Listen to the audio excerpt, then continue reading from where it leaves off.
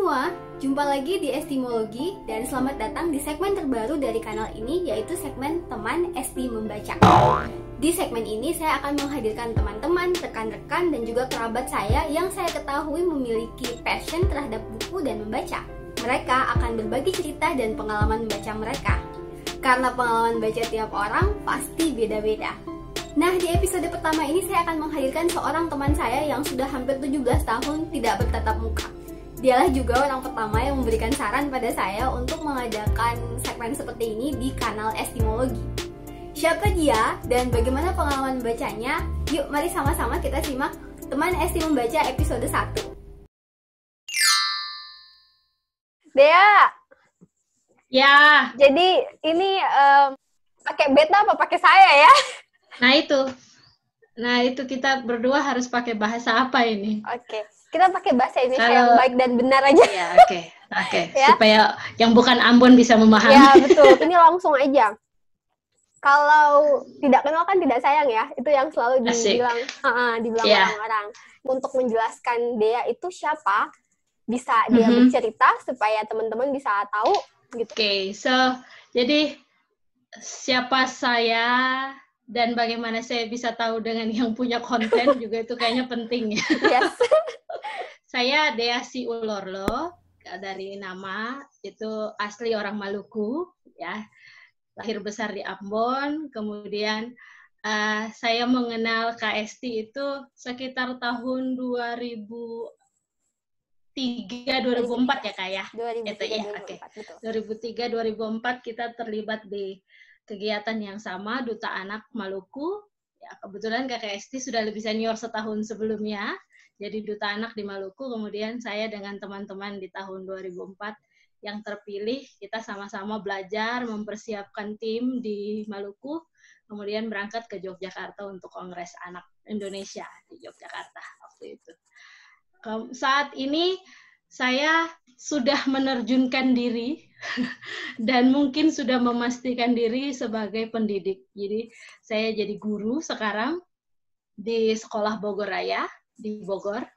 Tapi sebelum ke sini itu saya kuliah dulu di Universitas Kristen Satya Wacana di Salatiga. Kemudian karena bukan jurusan pendidikan yang saya ambil, maka kemudian saya lulus tidak jadi guru langsung. Saya sempat bekerja dulu di kantor konsultan, ya, fokusnya bidang pendidikan dan pemberdayaan masyarakat. Lalu dari situ mulai mencintai pendidikan, mulai jatuh cinta sama pendidikan. Bahwa dunia ini hanya akan bisa berubah kalau orang itu belajar.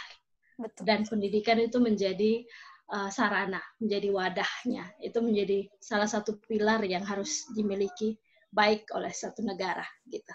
Jadi akhirnya tahun 2014 saya pulang kembali ke Ambon karena kantor konsultan itu saya kerja di Jakarta. Saya pulang ke Ambon lalu jadi guru di Ambon.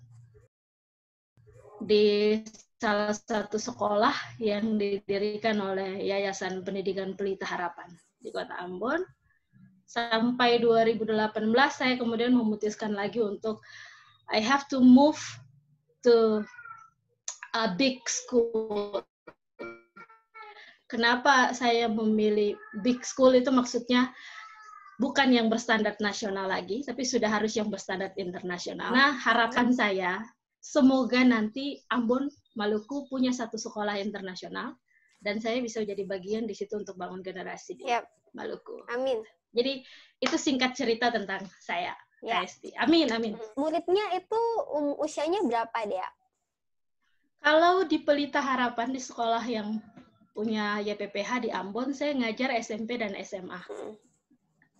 Tapi waktu kembali ke Jakarta, sekolah internasional, saya tidak berani untuk langsung masuk ke SMP SMA karena background mengajar saya yang sebelumnya itu sekolah nasional. Jadi saya belum punya bargaining position begitu untuk ada di sekolah internasional di Jakarta.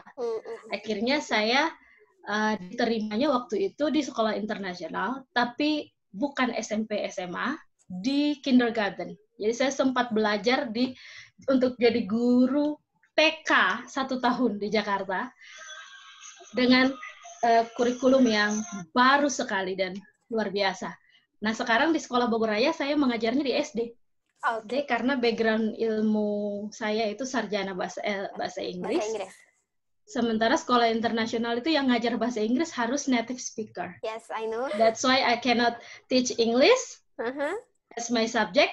I teach primary as classroom teachers. Oke. Wah, tantangannya pasti banyak dong ya? Luar biasa. Luar biasa. Setiap berpindah kemanapun pasti ada hal baru. Yes, jadi akhirnya saya tuh serasa bilang untuk diri saya sendiri, jangan rasa diri pintar lu kesini lu bukan apa-apa, lu belajar lagi. Betul. Lu temuin lagi orang yang lebih pintar, lebih punya pengetahuan intelektual yang luar biasa, yang memahami apa yang lu pikir lu sudah tahu, itu sebenarnya yang lu tahu itu masih di bawah, belum apa-apa, dan lu harus belajar lagi. Karena itu challenge-nya di situ, Kak. Karena itu belajarnya memang setiap waktu, tidak berhenti sampai di masa tidak berhenti. Ya, exactly. Profesinya kan mengajar ya, guru gitu. Nah, kalau di waktu lain selain mengajar gitu, itu apa aktivitas sehari-hari Dea? Apakah membaca itu menjadi bagian dari aktivitas sehari-harinya Dea? Kalau membaca, Kak, membaca itu buat saya itu budaya yang sudah dibangun dari keluarga. Karena papa itu pembaca ulung. Jadi di rumah itu lemari pakaian kita satu orang di kamar itu satu. Tapi lemari yang lain itu isinya buku. Jadi akhirnya koleksi buku papa, lalu menjadi bahan-bahan bacaan kami di rumah. Karena kami itu tidak mengenal yang namanya jalan-jalan di luar. Nggak ada malam mingguan, cinta monyet itu kagak ada dalam aturan papa tuh, nggak ada. Jadi yang namanya masih sekolah, pulang sekolah, di rumah baca. Nah, saya masih ingat bener tuh buku pertama yang saya jatuh cinta baca dari rak buku papa itu judulnya Character Building. Oh, itu kelas berapa itu bacanya? Itu SMP. Wow. Saya mulai suka baca buku itu SMP. Judulnya udah Character Building. SD saya masih main kelereng sama lompat tali. Jadi SMP mulai belajar baca dan itu buku pertama. Character Building punyanya Sumarno Sudarsono kalau tidak salah. Sampai akhirnya saya katam dengan satu puisi yang ada di dalam buku itu sampai sekarang. Apa The willingness to change. The willingness to change. If you find the book, Kak, kalau kakak dapat itu buku, itu puisi bagus sekali. Dan itu puisi yang membuat saya setiap kali saya mengajar, mau mengawali tahun ajaran baru di kelas, saya selalu baca puisi itu untuk anak-anak. The willingness to change. Itu luar biasa. Itu dari buku Sumarno Sudarsono itu Character Building yang pertama kali saya baca. Nah, jadi membaca itu sampai sekarang itu di meja guru saya di kelas pun tetap ada buku yang kalau saya sudah mumet dengan laptop atau saya sudah capek melihat tingkah anak-anak, lalu saya berhenti mengajarnya. Saya bilang, oke, kita take a break, ya. It's dear time. Jadi di sekolah itu yang namanya dear time itu adalah ambil buku dari rak, duduk masing-masing cari tempat yang enak dan baca selama 15 menit diem, karena ada suara, nggak boleh ada suara. Dear time. Jadi kalau sudah capek, maka dear time adalah jalan satu-satunya. Jadi kita semua ngambil buku kesukaan kita yang ada di rak-rak buku atau yang kita bawa dari rumah, lalu kita baca. Jadi membaca itu buat saya itu budaya yang sudah ada dari keluarga. Kemudian sampai sekarang saya berusaha untuk tetap melakukan itu karena itu sangat mempengaruhi, selalu memberikan kesegaran di pikiran.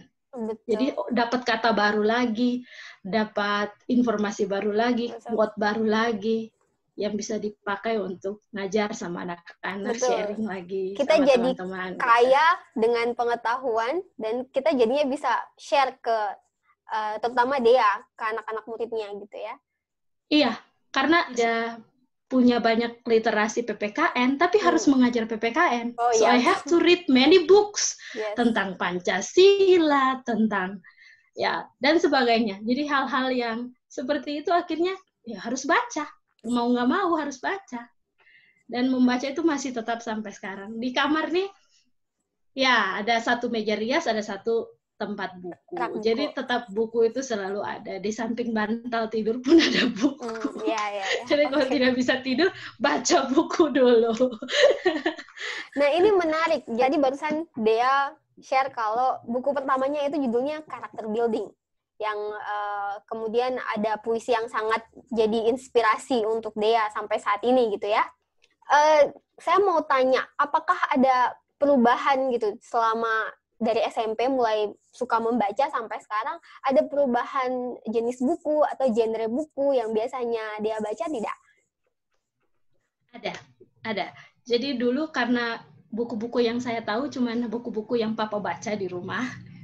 Jadi kayaknya dulu juga kita seusia SMP itu kita belum punya Gramedia di Ambon. Ya. Jadi kita hanya punya toko buku NN seingat saya. Jadi memang akses untuk kita mencari buku, membeli buku itu pun tidak besar, tidak terbuka seperti sekarang. Jadi memang satu-satunya sumber buku saya adalah buku papa. Jadi karakter building, multiple intelligences, pokoknya buku-buku pendidikan. Karena papa kan kepala sekolah dan dia sekolah manajemen pendidikan, jadi itulah buku-buku dia. Nah kemudian suatu saat karena papa sudah lihat saya suka baca, dia beli saya buku karangan Andar Ismail. Andar Ismail tuh terkenal dengan buku-buku 33 renungannya dia. Jadi ada 33 renungan tentang hidup, nanti versi ini dia keluarin lagi. Nah, akhirnya saya mengoleksi buku Andar Ismail. Sampai akhirnya saya pergi kuliah. Nah, karena kuliah ngambilnya bahasa dan sastra Inggris, berarti literasi saya bergeser ke literasi sastra Inggris. Saya harus baca bukunya Kirsten Mandel, saya harus baca buku-buku cerita bahasa Inggris untuk kelas reading, ya, Alice in Wonderland, The Iron Man. Bergeser memang, Kak, bergeser. Sampai masuk dunia kerja di Jakarta itu sempat kosong. Saya sempat tidak membaca buku cukup. Ya, ada setahun, 2 tahun. Nah, tapi satu saat ketika saya masuk di perpustakaan yang punya kantor, saya lihat ada banyak buku-buku yang kayak autobiografi gitu. Jadi ada buku yang ditulis tentang sang visioner Bapak Willy Tolisuta, kemudian T.B. Simatupang, Hairil Tanjung, buku-buku yang seperti itu ada di situ. Mungkin koleksi dari kantor kami itu. Jadi saya kemudian membaca buku-buku yang genre itu. Menarik juga karena kita kemudian belajar dari kayak John Lemena, Bapak John Lemena. Kita belajar dari tokoh-tokoh hebat yang punya negara kita, yang punya Indonesia. Tapi juga seperti kayak kisah Bapak John Lemena, akhirnya saya beli satu buku itu, saya bawa pulang ke Ambon, masih ada di kamar saya di Ambon. Karena ada kebanggaan tersendiri bahwa apa yang dilakukan beliau itu kemudian dikenang oleh negara ini dan menjadi harum bagi daerah kita juga. Betul sekali. Oke. Dea, kalau begitu dari semua jenis bacaan, ya genre bacaan yang pernah Dea konsumsi, nah itu yang mana? Yang jenisnya genre apa yang biasanya tuh lebih cenderung ke situ gitu. Kalau misalnya ke toko buku atau apa, ngambilnya tuh yang jenisnya itu, genrenya itu. Misalnya ada kan yang suka romance, ada yang suka. Nah, kalau dia apa? Kalau romance itu buat saya cuman kayak refreshing, Kak. dia bukan bacaan. Jadi fiksi yang saya itu terlalu fiksi tidak terlalu ya? Iya, kayak ini selalu ada di samping tempat tidur apa nih. Itu? Tahun-tahun bahagia. Ini kisah romantis, tapi juga ada diangkat kisah perjuangan. Dia lebih tinggi. Ya, seperti itu. Oke. Ini yang ada di samping tempat tidur. Ada kisah romantisnya, tapi juga kisah perjuangan seorang gadis remaja yang jadi guru di desa terpencil. Pokoknya itu buat saya cuma buku-buku teman tidur. Tapi kalau buku yang saya senang baca itu buku-buku yang lebih kepada buku membangun karakter, kemudian kayak sejarah daerah. Makanya saya pernah komen buku sejarah Maluku yang saya share, betul. Yang pernah Kak Esti share. jatuh cintanya sama yang begitu. Oke, Karena saya senang baca buku-buku sejarah. Yang terlalu manis itu terlalu manis. Iya, saya takut nanti saya baper sendiri. Bisa bikin baper ya. Iya betul. Jadi lebih banyak non fiksi dan self improvement ya, Dea. Iya, lebih ke situ. Oke. Selain yang mungkin sudah Dea sebutkan tadi, ada rekomendasi buku tidak? Misalnya yang hubungannya dengan profesi Dea misalnya, yang tentang pendidikan atau apa yang bisa dibaca oleh yang lain juga. Apa itu bukunya? Oke. Ada satu buku pendidikan yang menurut saya semua guru atau pendidik dia harus paham buku itu. Howard Gardner, Multiple Intelligences. Ya. Saya setuju kalau kamu sekali. bilang kamu jadi guru, jadi pendidik, dan kamu memahami teori itu, buku itu, kamu akan mendidik dengan baik. Kamu akan menjadi guru yang memahami tugas kamu dengan baik. Sehingga anak-anak yang dididik juga akan jadi anak-anak yang hebat, yang luar biasa. Saya pikir itu sih buku yang bagus sekali. Memang kalau yang sudah banyak versi, tebalnya masih begini, ada yang sudah di Multiple Intelligences itu harusnya dipahami oleh semua orang yang menyebut dirinya guru, pendidik. Dan banyak juga sebenarnya sudah dibahas oleh penulis-penulis yang mengangkat tema pendidikan juga ya, Multiple Intelligences ini. Saya sepakat sih, bukunya bagus, recommended. Orang-orang yang biasanya dikelilingi oleh anak-anak gitu ya. Apakah ada pengaruh bacaan yang harus dibaca oleh mereka? Misalnya kalau anak-anak kan sukanya dongeng atau apa, apakah itu juga mempengaruhi taste bacaannya Dea? Kalau saya merasa buku itu harus menjadi referensi saya ketika saya mengajar, saya akan baca. Jadi ada beberapa anak di kelas itu yang memang senang sekali membaca. Jadi tanpa saya kasih their time pun, mereka setelah mengerjakan tugas, mereka akan minta waktu untuk, Ibu, can I use my spare time to read? Until the lunch time? Oh yes, you may, like that. Jadi kemudian di kita punya kafetaria itu depan ada mobil pintar sekolah. Nah, isi mobil pintar itu juga buku. Jadi ada anak-anak yang kemudian tidak main, tidak lari, setelah makan langsung duduk di karpet baca buku. Nah, saya suka observe kalau mereka lagi fokus pada satu buku, pasti sebentar saya akan ambil buku itu baca. Entah saya akan mengecek isi bukunya ini pantas atau tidak. Tapi memang buku yang di sekolah itu pasti sudah disesuaikan dengan umur anak-anak. Nah, nanti kemudian ketika kita lagi membahas pelajaran, saya akan sedikit-sedikit menyinggung tentang hal itu. Apalagi di kelas, di sekolah kami, itu setiap kali pergantian tema, kan SD itu tematik ya Kak.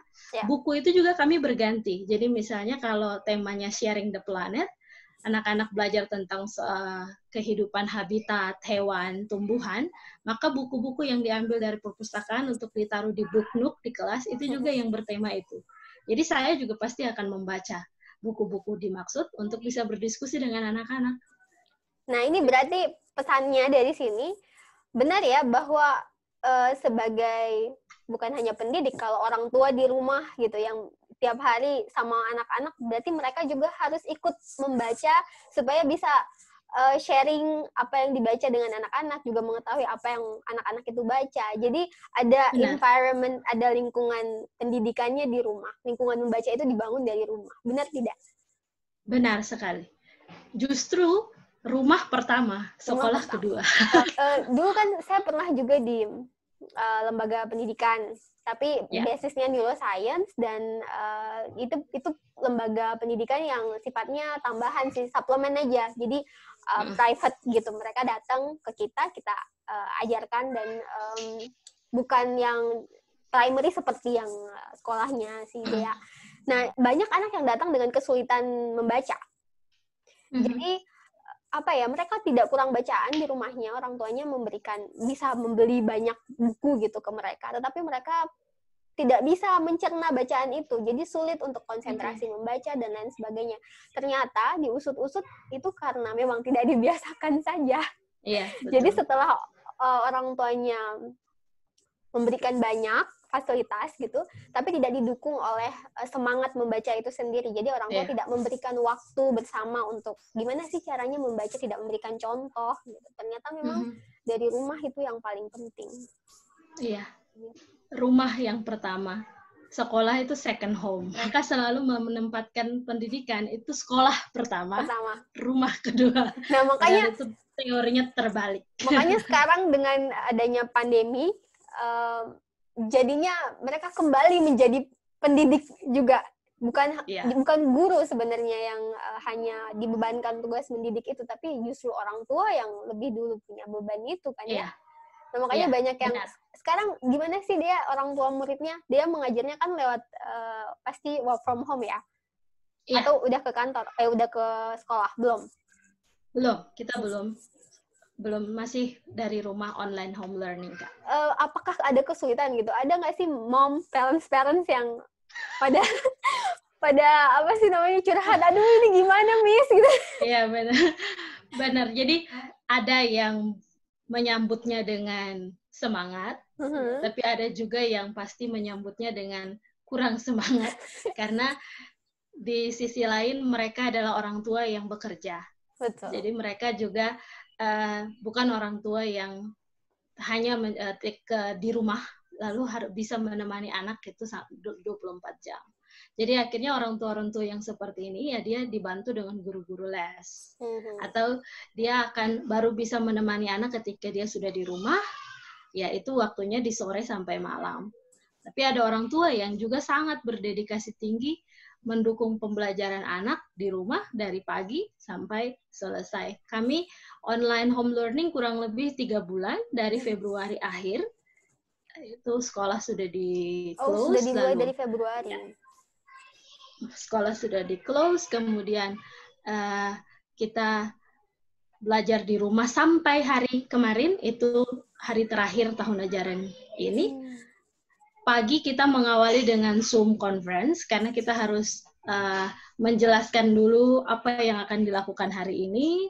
Setelah itu anak-anak akan buka Google Classroom untuk menemukan mereka punya worksheet, PowerPoint presentation yang guru sudah siapkan di sana sesuai dengan jadwal yang diatur oleh sekolah. Hari Senin pelajaran apa, Selasa sampai dengan Jumat.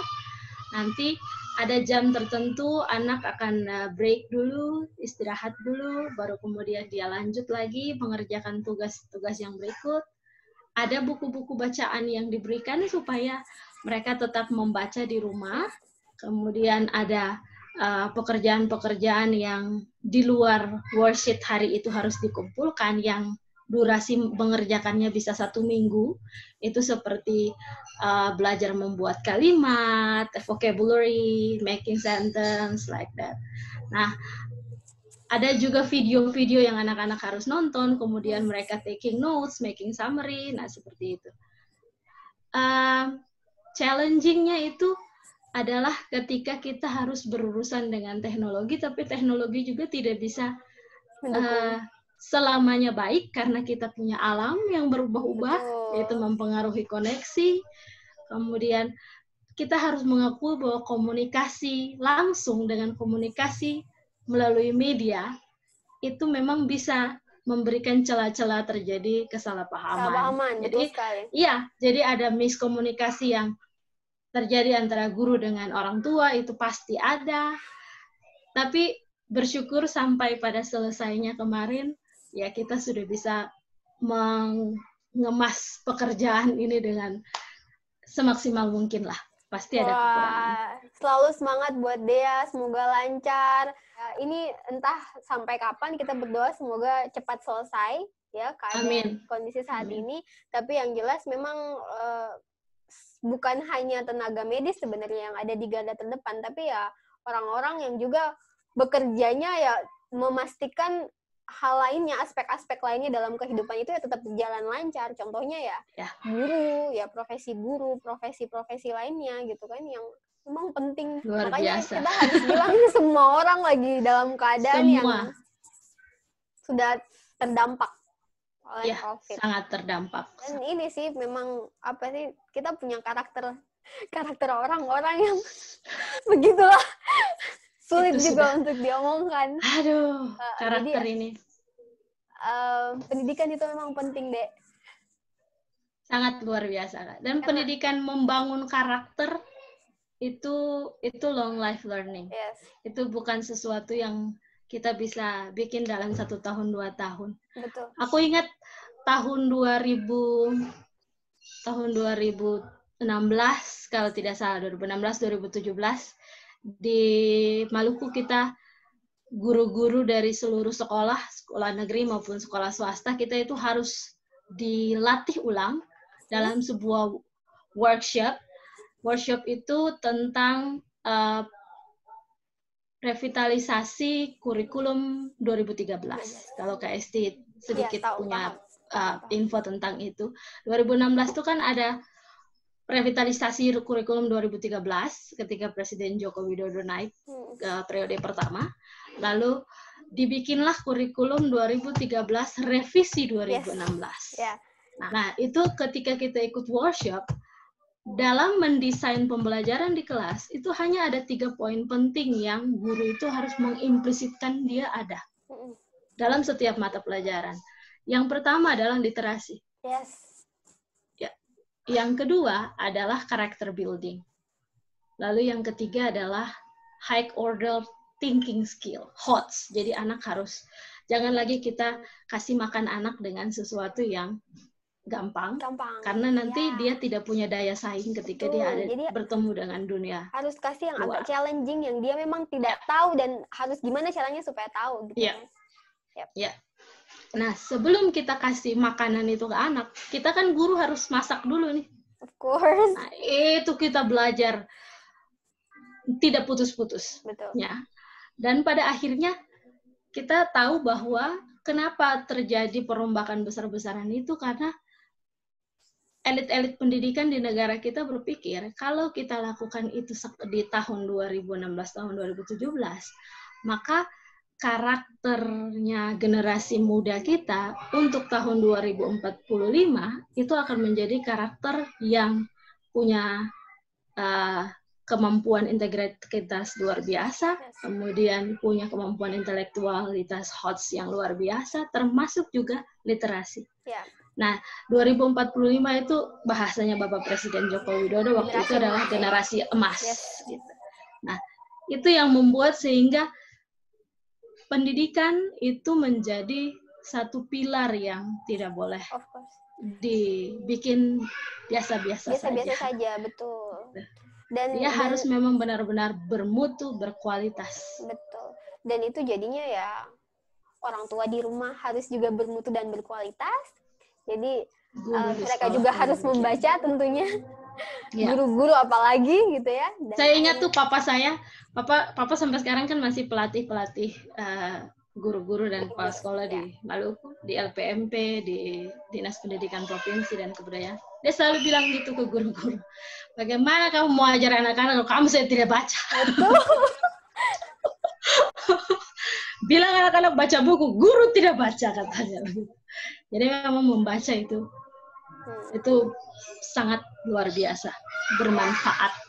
Menarik. Saya punya banyak buku sudah dipulangkan ke Ambon, ditambah dengan buku-bukunya Papa, ditambah juga beberapa kali ada sumbangan buku dari teman-teman dari Australia, dari Jakarta. Akhirnya sekarang kita bikin TBM di Benteng Atas di rumah, Taman Baca Masyarakat. Karena Papa punya yayasan, dia buka PAUD KB, kelompok bermain untuk anak-anak usia dini. Jadi kalau ada orang tua datang antar anak, mau tunggu, duduk di TBM. Nggak boleh nongkrong di depan sekolah. Jadi anak sekolah di gedung yang satu, mama tunggu TBM, Taman Baca. Jadi baca, jangan gosip, nunggu anak Mantap pulang. Om, saya mau bilang mantap untuk Om kalau Om nonton.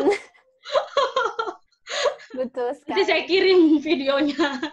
Nanti linknya dikasih ke Om supaya Om nonton. Sama mama-mama juga di sana kalau mau nonton. Jadi biar tergugah. Ini yang bicara langsung ini langsung generasi berikutnya, generasi tercerahkan dari Om kan. Apa nama siapa dia?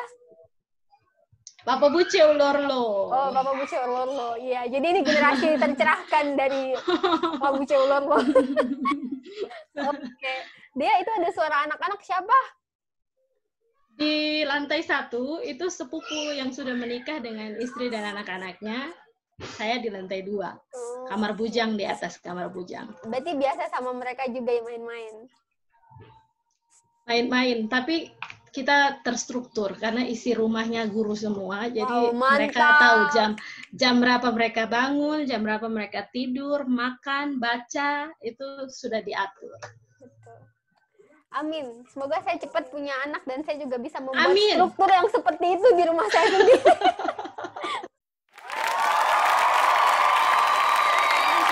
Kalau teman-teman mau membaca dan tidak punya buku bacaan yang fisik pun, sebenarnya kemajuan teknologi sudah menyediakan banyak buku online, Google. Jadi sembari sometimes lihat Instagram, tapi bisa baca buku online juga. Of course. Memang HP itu kan kendalanya kalau baca lama-lama itu bisa radiasi.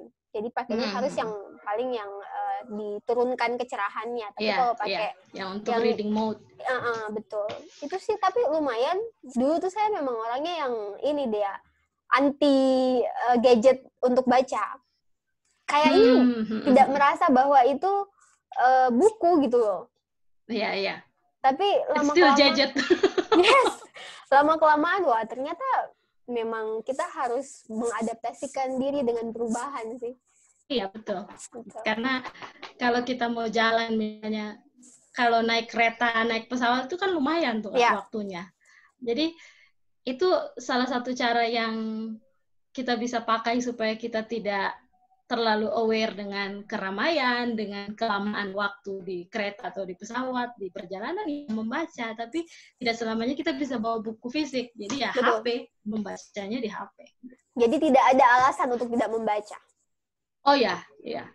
Tidak ada alasan untuk tidak membaca. Dengar ya, teman-teman, itu yang ngomong itu ibu guru loh.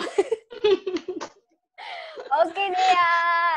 Terima kasih banyak sudah berbagi di Teman Esti Membaca. Episode Thank you pertama. juga, Banyak sekali. Semoga tanggapannya dari teman-teman untuk segmen ini baik gitu ya. Supaya besok-besok mungkin kita bisa undang lagi Dea atau teman-teman lainnya untuk sharing juga dengan kita tentang pengalaman kita membaca. Siap. Gitu. Siap, mantap.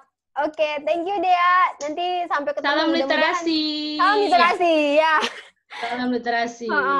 Semoga besok-besok bisa ketemu langsung. Semoga pandemi cepat selesai, kita bisa Kak. langsung. Iya. Jadi ngobrol-ngobrolnya bisa langsung. Gitu. Iya. Sampai jumpa ya. Oke, thank you Kak. Dadah. Sehat-sehat selalu ya. Amin, you too. Iya. Terima kasih sudah menyaksikan Teman Esti Membaca episode perdana dan semoga obrolan kami tadi bermanfaat. Tentunya kalian semua juga bisa banget request siapa yang kiranya perlu untuk diundang ke Teman Esti Membaca. Tulis di kolom komentar ya. Dan jangan lupa like, share, subscribe, dan aktifkan bel notifikasi kamu supaya kamu bisa selalu dapat updatean tentang video-video terbaru yang ada di kanal Estimologi. Sampai jumpa di episode berikutnya.